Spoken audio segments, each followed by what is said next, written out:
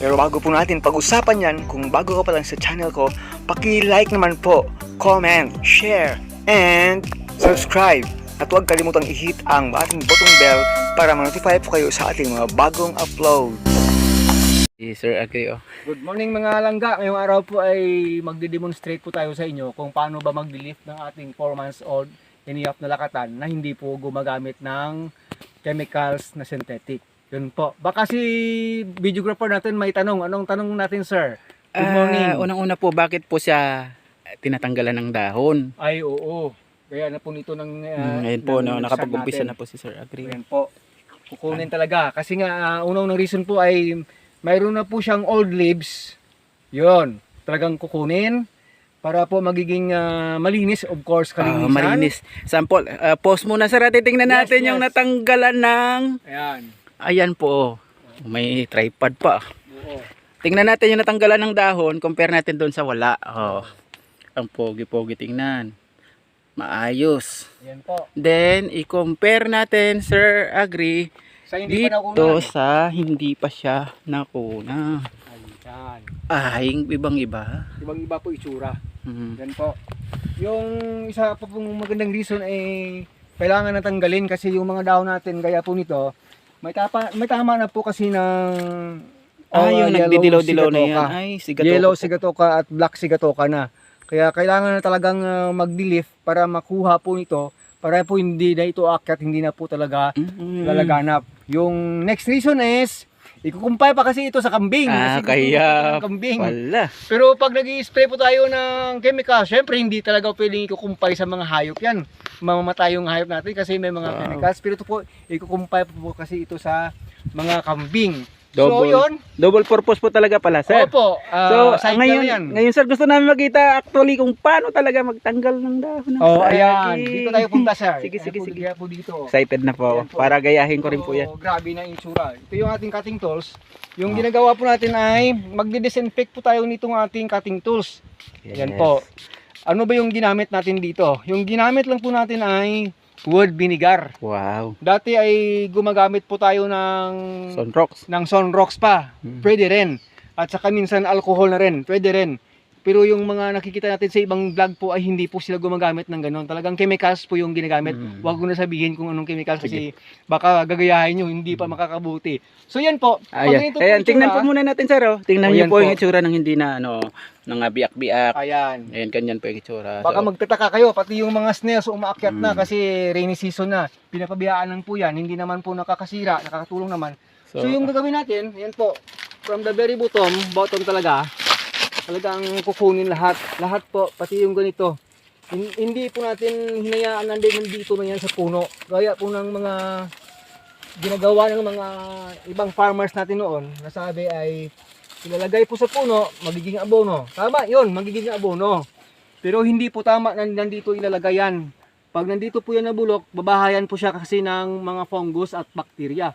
Kaya dapat ay kukunin, kung hindi mo man ikukumpay, hindi mo man ilalabas dito sa field para na magiging abono, dito po sa gitna ilalagay. In between po ng dalawang puno. So, mayroon po talagang dapat distansya talaga na hindi nakadikit sa puno. Para dito po siya mag-dry. Para hindi po mabahayan ng fungus dyan. At kung dito na rin magbabahay yung fungus, dito lang sila. Hindi po sila masyadong makakalapit sa puno. Gaya po nito, may mga yellow sigatoka na. So, mga ilang dahon po yung tinatanggal?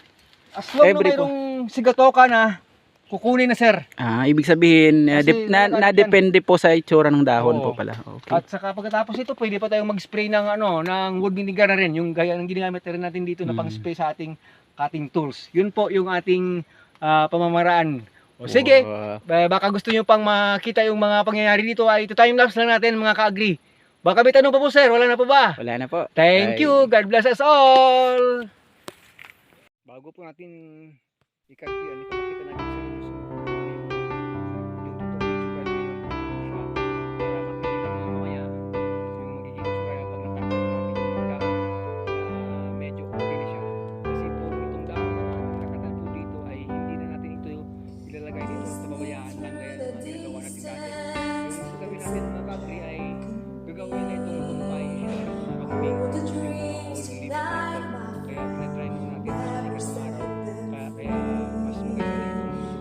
was one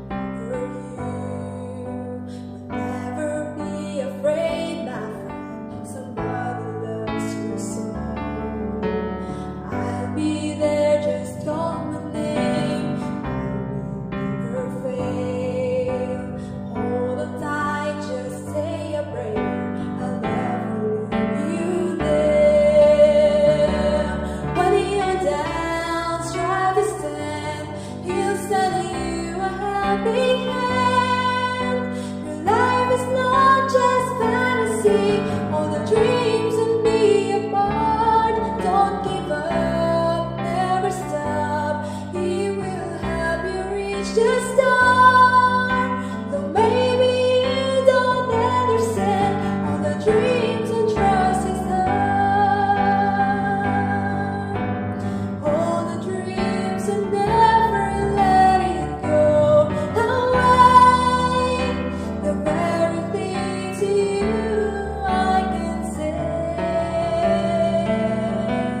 Dust yourself from falling, just go on, and you will see. You and me together, all the dreams forever. When you're down, try to stand. He'll send you a helping hand. Your life is not just fantasy. All the dreams and be apart. Don't give up, never stop. He will help you reach the star. Though maybe you don't understand all the dreams and trust His heart. When you're down, try to stand. He'll send you a helping hand. Your life is not just fantasy. All the dreams and be apart. Don't give up, never stop. He will help you reach His star. Though maybe you don't understand all the dreams and trust His heart. Though maybe you don't understand all the dreams and trust His